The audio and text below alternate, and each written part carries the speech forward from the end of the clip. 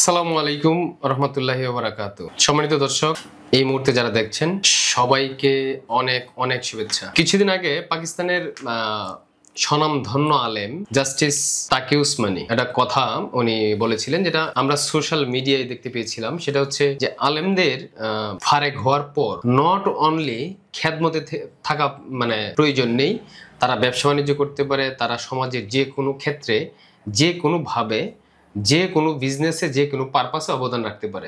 শুধু আমি ওনার কথার সাথে শতভাগ একমত। কারণ হচ্ছে একজন আলেম উনি ফারেক হওয়ার পর একটা প্রতিষ্ঠানে খেদমত, জাস্ট অনলি খেদমতের উপর ডিপেন্ড করে একটা মানুষ চলতে পারে না। এবং বর্তমান বাজার মূল্যে একটা মানুষ অনলি খেদমতের উপর টিকে দাঁড়া সো মাচ টাফ। সেই প্রেক্ষাপট থেকে বর্তমান আমাদের দেশে আলেম সমাজ একটু একটু বের হওয়া শুরু করছে। অনেকে হচ্ছে ব্যবসাতে ঝুঁকছে, কেউ হচ্ছে অনেক ধরনের খামারিতে ঢুকে পড়তেছে, কেউ হচ্ছে আপনার বিভিন্ন জবে ঢুকতেছে, জাস্ট মাদ্রাসা কেন্দ্রিক খেদমত থেকে একটু একটু করে বেরিয়ে আসতেছে। এটা আমার দৃষ্টিতে প্লাস পয়েন্ট। কারণ হচ্ছে প্রত্যেকটা আলেম ব্যক্তিবিশেষ ভিন্নতা রয়েছে নিশ্চয়ই, কিন্তু আমার মতে একজনের আলেমের শিক্ষাটা কখনোই কিন্তু মানে অগ্রহণযোগ্যতা পায় না বা ফেলে দেওয়ার মতো নয়। এগুলো হচ্ছে প্রত্যেকটা প্রাণ মানে হচ্ছে নির্যাতিত একটা মানুষ, তার কাছ থেকে পিউরিফাইটা আমরা একটু বেশি আশা করতে পারি।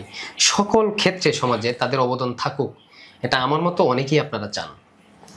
তো ইদানিং আমরা দেখতে পাচ্ছি ওই বাংলাদেশের বিভিন্ন অঞ্চল ভিত্তিক নির্বাচনে, ধরুন সেটা ইউনিয়ন থেকে শুরু করে একদম পার্লামেন্ট, মেম্বার অফ পার্লামেন্ট অর্থাৎ এমপি নির্বাচন পর্যন্ত আমাদের আলেম সমাজরা এগিয়ে এসেছেন।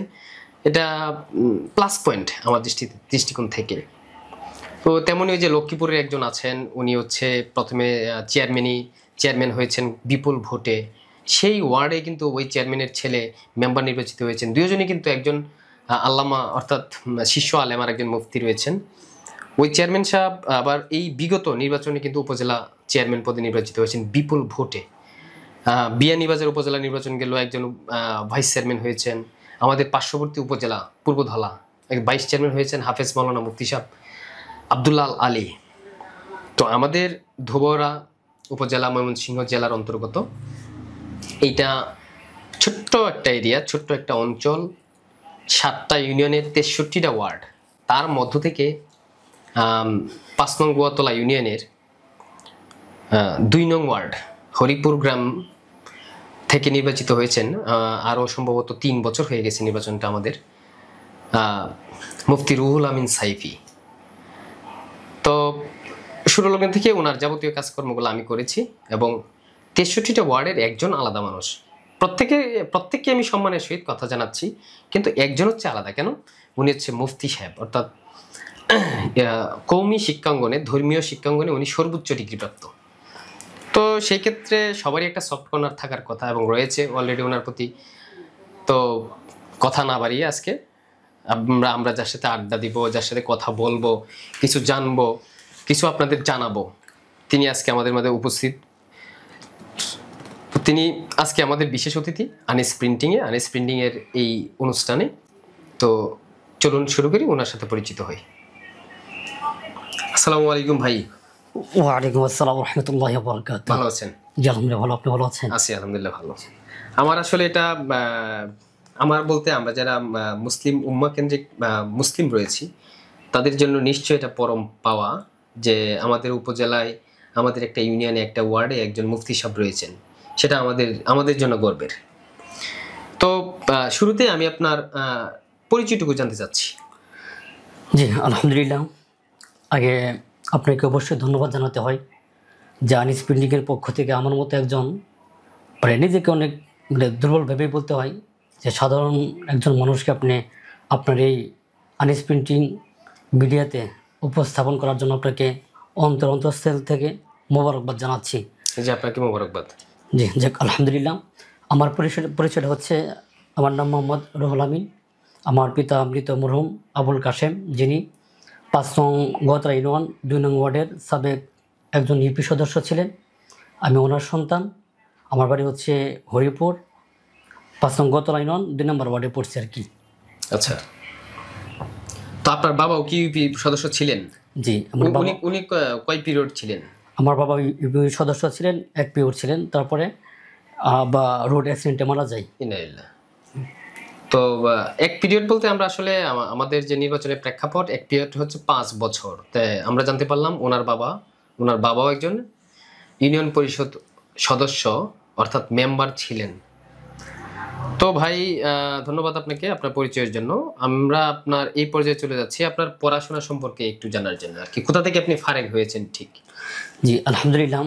আমি যদি বলতে চাই যে আমার পড়ালেখা কোত্থেকে শুরু, বাবা কীভাবে শেষ করলাম, দারুল হাদিস কোথায় পড়েছি এবং ইফতা কোথায় কমপ্লিট করেছি, তো এই বিষয়গুলো আসলে বর্তমান সময়ে একজন প্রতিনিধি হিসাবে আমার বলা উচিত। কারণ হচ্ছে আমি সর্বপ্রথম পড়ালেখা করেছি ঢাকা সাভার ধামরায়ে। এখানে নুরানি থেকে নিয়ে নাহাবিমির পর্যন্ত একটি মাদ্রাসায় পড়েছি। ওখান থেকে ঢাকা সাভার অর্থাৎ যে রানা প্লাজা দিয়ে ধসে গিয়েছিল, এটার পাশাপাশি একটা প্রতিষ্ঠান আছে, সেটা হচ্ছে সাভার ব্যাংক কলোনি মাদ্রাসা। ওইখানে পড়ালেখা করেছি 5 বছরের মতো। ওখান থেকে পড়ালেখা শেষ হওয়ার পরে আমরা আমাদের বাংলাদেশের মধ্যে অন্যতম শীর্ষতম একজন আলেম, যিনি আমরা যদি বলতে যাই ওনার বিষয়ে, আমাদের উত্তর ময়মনসিংহের গর্ব, তিনি হচ্ছেন আল্লামা শায়েখ মাহমুদুল হাসান দামাত বরকাতুহুল আলিয়া। ওনার মাদ্রাসায় আমি দাওরা কমপ্লিট করেছি। আর ইফতা সর্বোচ্চ ফেকা বিষয়ে যেগুলো আলোচনা করা হয়, সর্বোচ্চ ইফতা অর্জন করেছি সাভার বাটপাড়া থেকে। যে আমার মানে শিক্ষা জীবন এখানে আর কি সমাপ্ত ঘটে। জি অসংখ্য ধন্যবাদ।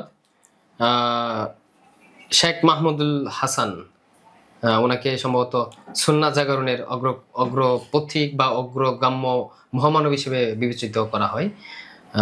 উনি আমাদের ময়মনসিংহের সিংহপুরুষদের মধ্যে একজন। তো ধন্যবাদ। পড়াশোনা শেষ করেছেন আপনি ঠিক কত বছর আগে?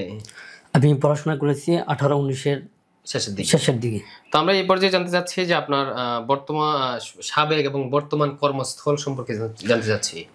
আমার যে সাবেক যেখানে কর্মস্থল ছিল সেটা হচ্ছে, আমি আমার একজন উস্তাদ ছিল, খুব কাছের একজন উস্তাদ।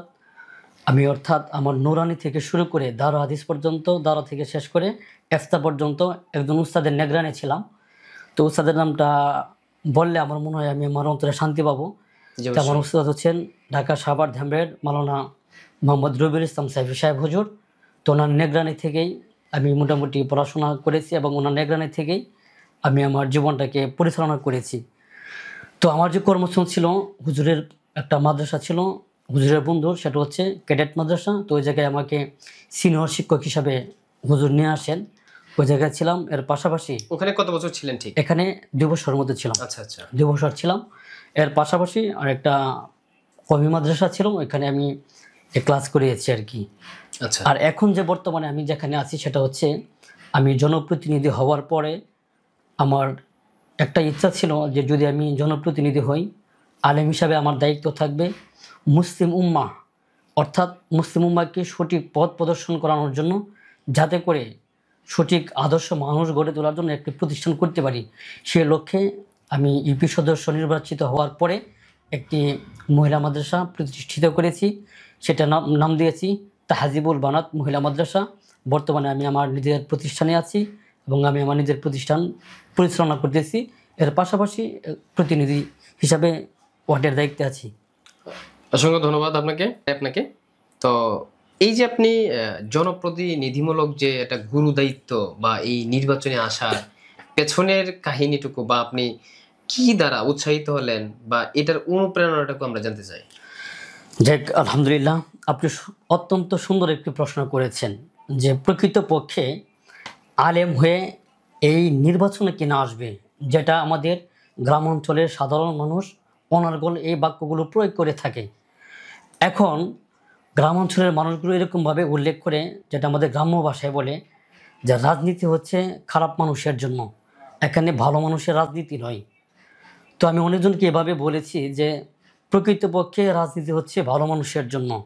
জায়গাটা ভালো কিন্তু ব্যক্তির কারণে জায়গা খারাপ হয়ে যায়।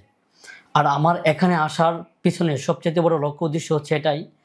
আমি যখন ছোটো ছিলাম, আমাদের একজন উস্তাদ ছিলেন মানিকগঞ্জের, উনি মাঝে মাঝে প্রায় সময় বলতেন যে তোমরা আমাদের এখানে পড়ালেখা করতেছো, পড়ালেখা শেষ হওয়ার পরে আমরা তোমাদেরকে ভালো ভালো পজিশনে দেখতে পাই।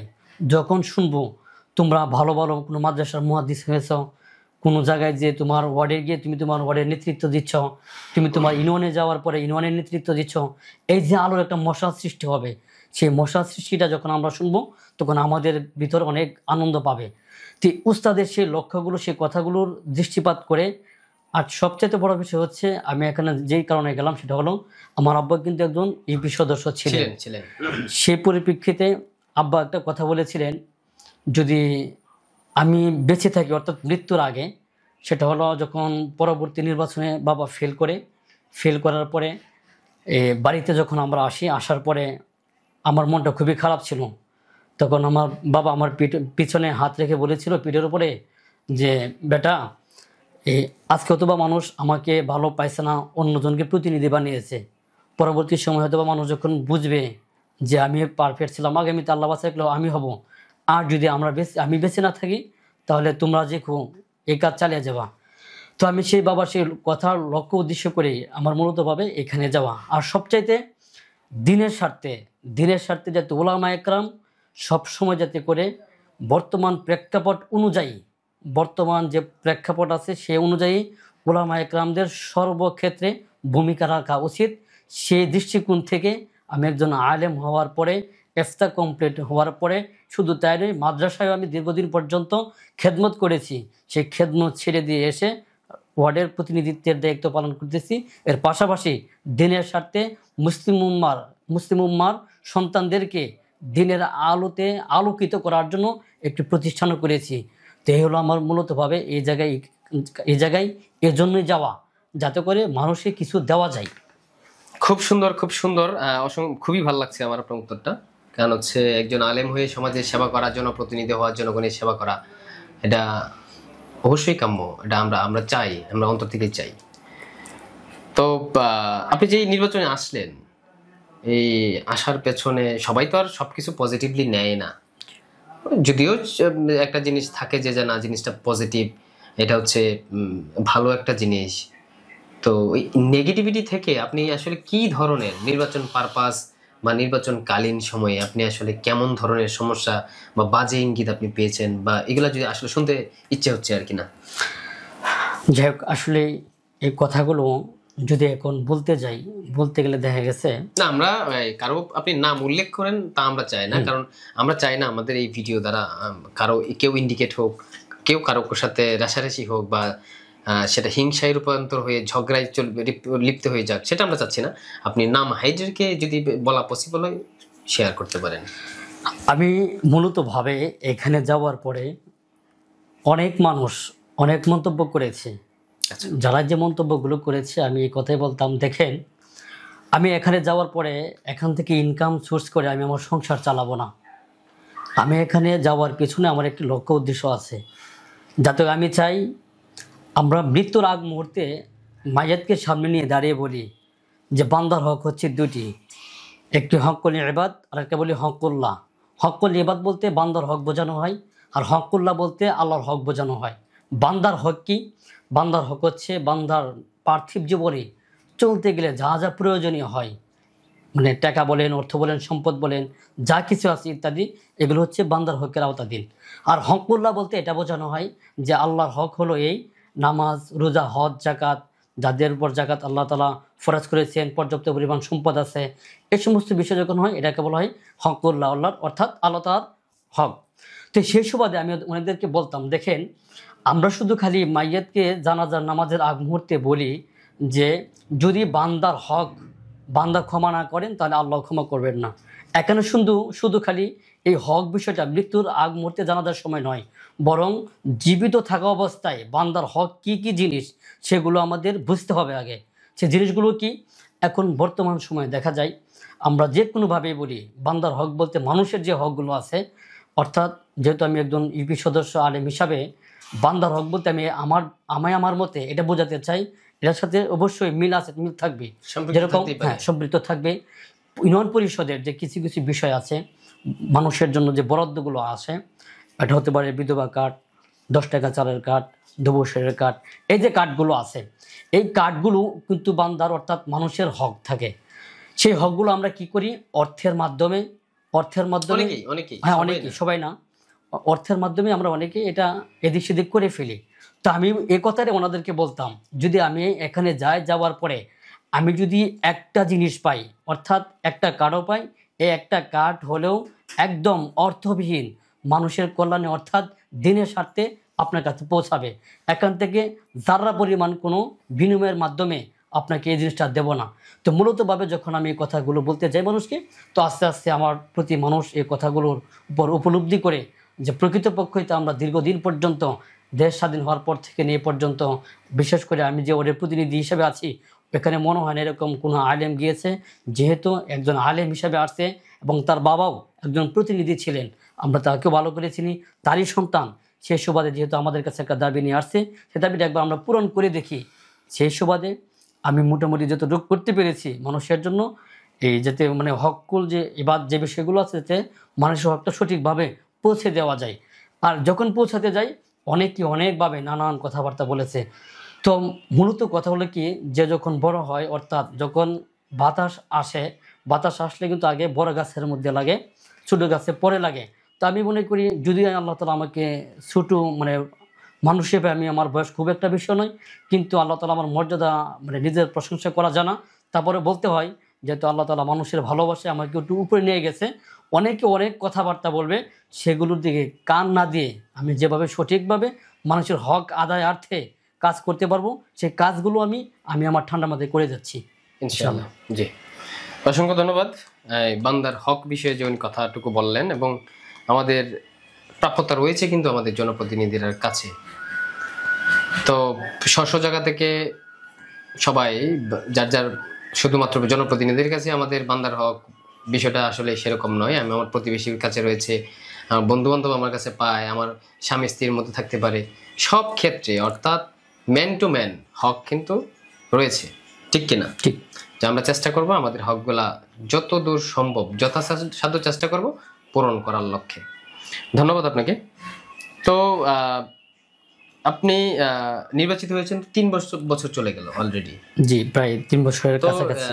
আপনার এই যে কার্যক্রমের গতি ধারায় যে প্রশ্নটুকু আমার এই মুহূর্তে আসছে সেটা হলো, আপনার ওয়ার্ডবাসী আপনার উপর আসলে ঠিক কতটুকু সুখী, বা তাদের চাওয়াটুকু আসলে ঠিক কতটুকু পূরণীয় আপনার মাধ্যমে?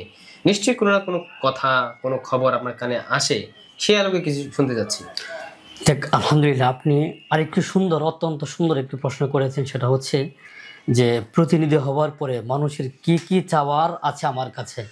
সেটা হলো যে আসলে একজন ইপি সদস্য হওয়ার পরে একজন মেম্বারের কাছে আহামরির বড় ধরনের কোনো অনুদান থাকে না। না, সেটা আসে না। আর একজন ইউপি সদস্য ইচ্ছে করলেই যে সবার চাহিদা পূরণ করতে পারবে, আসলে ঠিক আমাদের এই ধারণাটুকু করা ঠিক নয়। তো আমি আমার সাধ্য অনুযায়ী যা বরাদ্দ আমি আমার ভাগে পাই, আমার ভাগে বলতে বিষয়টা এরকম নয়, আমরা যে কতজন ইউপি সদস্য আছি প্রত্যেকটা ইউপি সদস্যের সমান ভাগে ভাগ করা হয়। কি কি জিনিস দেওয়া হবে সবাইকে সমান ভাগে দেওয়া হয়।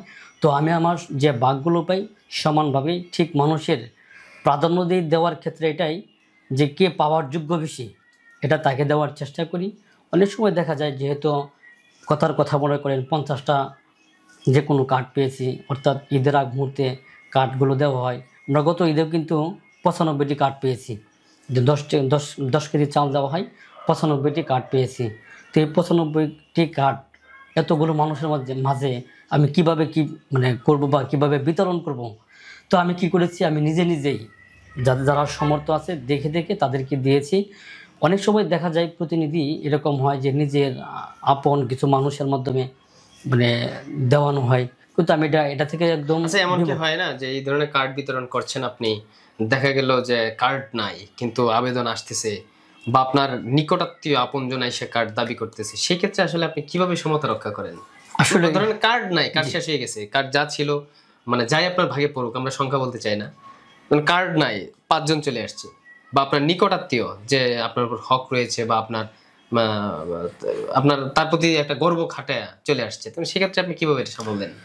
আসলে যখন আমার মনে করেন কার্ডগুলো শেষ হয়ে যাওয়ার পরে বাড়িতে মোটামুটি আমি যে মাদ্রাসায় থাকি মাদ্রাসায় বাড়িতে থাকা অবস্থায় বাড়িতেও মানুষ আসে। তো আমি তখন একটা মানে কিছু অ্যামাউন্ট অর্থাৎ টাকার একটা অঙ্ক নির্ধারণ করি। অঙ্কটা নির্ধারণ করার পরে টাকাটা আমি মানে খুচরা করি।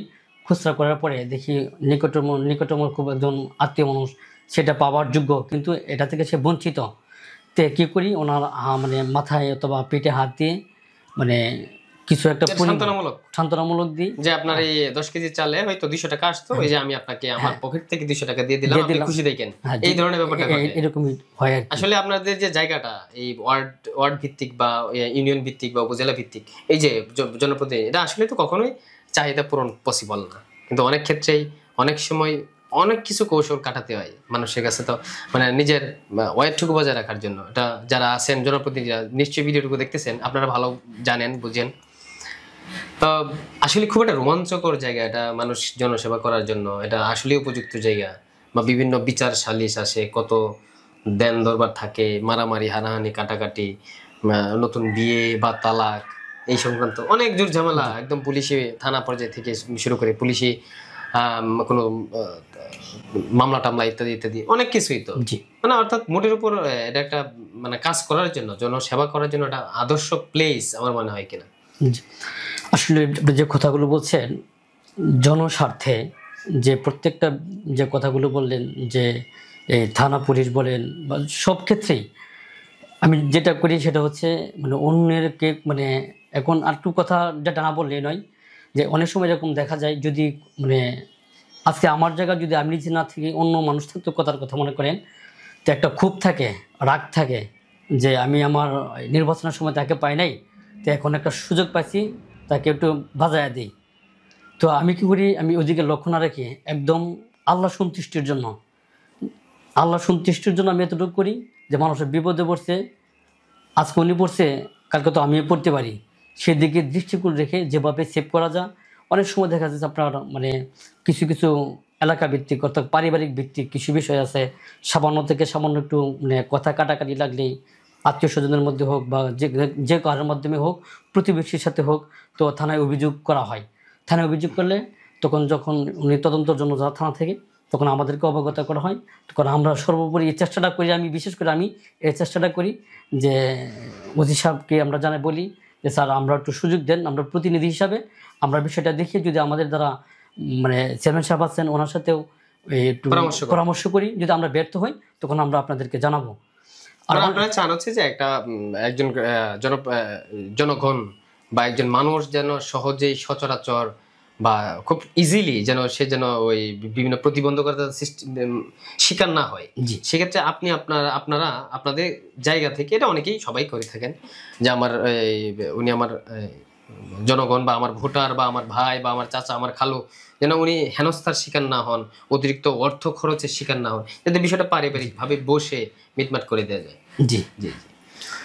তো অসংখ্য ধন্যবাদ মুফতি রুহুল আমিন সাহেব। আসলে আপনার সাথে কথা বলে আমার খুবই ভালো লাগতেছিল, মনে হচ্ছিল যেন আমি জনপ্রতিনিধি, আমি এই কাজটা করি, আমার কাছে খুব ভালো লাগতো আর কিনা, যদিও আমার এই ধরনের কোনো ইচ্ছা নাই। তো আমরা এই অনুষ্ঠানে আসলে শেষ পর্যায়ে চলে এসেছি। তো লাস্ট একটা কোয়েশ্চেন রয়ে গেছে মুফতি সাহেবের কাছে। তো আপনার এই কেন্দ্রিক অর্থাৎ জনগণ সংশ্লিষ্ট জনপ্রতিনিধি হিসাবে আপনার ভবিষ্যৎ ইচ্ছা কি, বা আপনি কি ধরনের ইচ্ছা পোষণ করতেছেন? আপনি কি এই সেক্টরে আরো সেবা দেওয়ার ইচ্ছা আছে কি, নাকি সেক্টর চেঞ্জ করবেন, নাকি আপনি আরো অগ্রসর হবেন?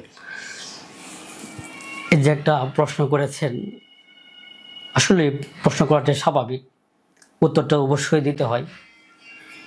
অবশ্যই যেহেতু এই সেক্টরে গিয়েছি, ইনশাল্লাহ থাকবো। এখন হতে পারে মানে মানুষকে আমরা যে যতই ভালোবাসা দিই না কেন, দিন শেষে মানুষ কিন্তু নির্বাচন আসলে অনেক বিমুখ হয়ে যায়, বিমুখ হয়ে যায়।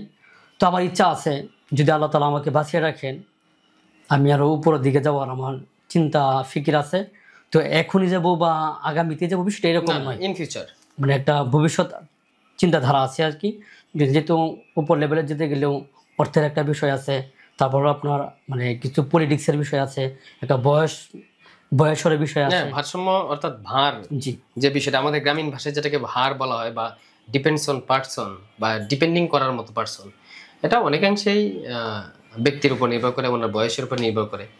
এই সেক্টরটা তো আসলে ভরসার জায়গা, আল্লাহর উপর ভরসা তো নিশ্চয়ই এট ফার্স্ট এটা অগ্রাধিকার। এরপরেও যেহেতু এটা একটা অঞ্চল বা একটা এরিয়া, মুসলিমীয় এরিয়া ভিত্তিক, সেই ক্ষেত্রে এটা আমাদের আসলে একটা ভরসার জায়গা, বা আমাদের অভিভাবক হিসেবে আপনারা সবসময় কাজ করে থাকেন।